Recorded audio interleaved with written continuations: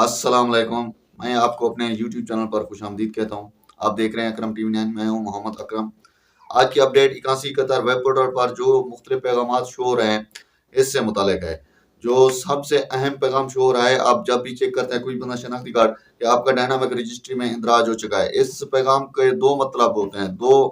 अपना तरह के खानदान को शो हो रहा है। वो खानदान कौन से हैं वो मैं वीडियो में आगे चलकर आपको बताऊंगा कि वो खानदान कौन से हैं जिनको ये शो हो रहा है कि आपका डायनामिक रजिस्ट्री में इंदराज हो चुका है।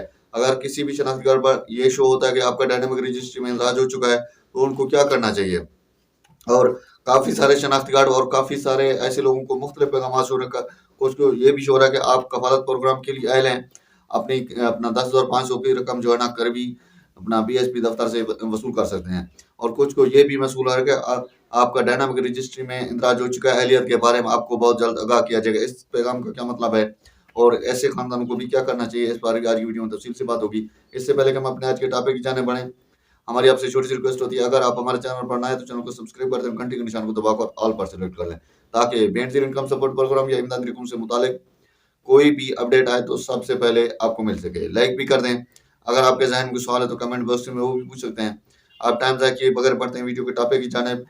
नाजरीन, बेनजीर इनकम सपोर्ट प्रोग्राम से मुतालिक मुख्तलिफ किस्म के पैगाम जो कि मसूल हो रहे हैं, जिनमें सबसे अहम पैगाम जो कि शो हो रहा है वो है कि आपका डायनामिक रजिस्ट्री में इंदराज हो चुका है।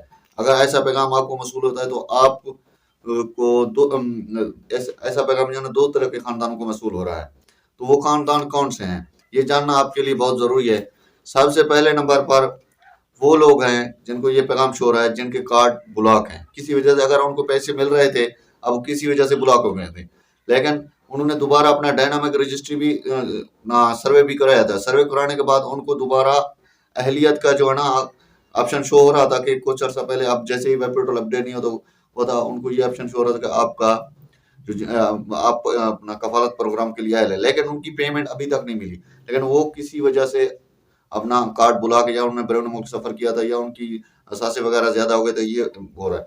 दूसरा, उन लोगों को भी शो हो रहा है जिन लोगों ने अपना सर्वे नया करवाया है।